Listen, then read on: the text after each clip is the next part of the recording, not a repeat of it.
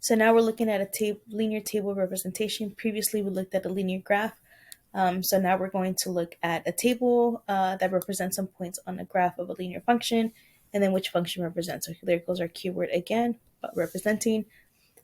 Basically, with Desmos, this is going to be a little bit easier because all you have to do is technically just graph your table or type in your table exactly as it is on Desmos, and then it'll take care of the rest. You just have to zoom out, type in your equations, and you're essentially looking for which graph is going to cross through those points.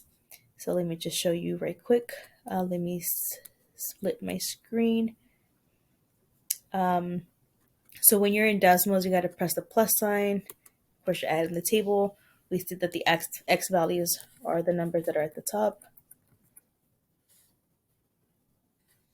Negative 130. 0. Okay. So I'm going to make this a little bit bigger just because it's easier to see it in that form. Sorry, I'm going to make this, I just went here and I just made the text a little bit bigger. So the next thing I'm going to do is just go ahead and zoom out until I see all of my points. So I should have 4 points. And then I'm just going to go ahead and then graph my equations that are given on the answer choices to see which one's going to cross through those 4 points. So let's type in F.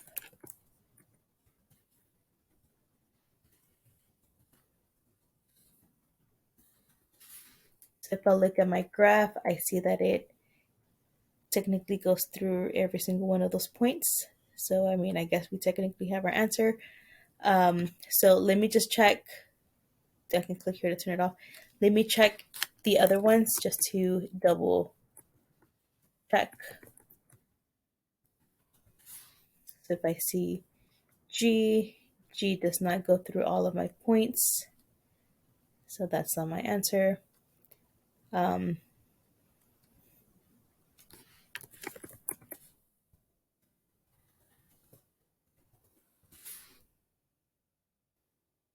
Again, I see that this one does not go through all the points. It goes through some, but not all, and it has to go through all, and so on. So I'm not going to go ahead and try J, because I found my answer already. So my answer here is F. So remember, you're checking to see which one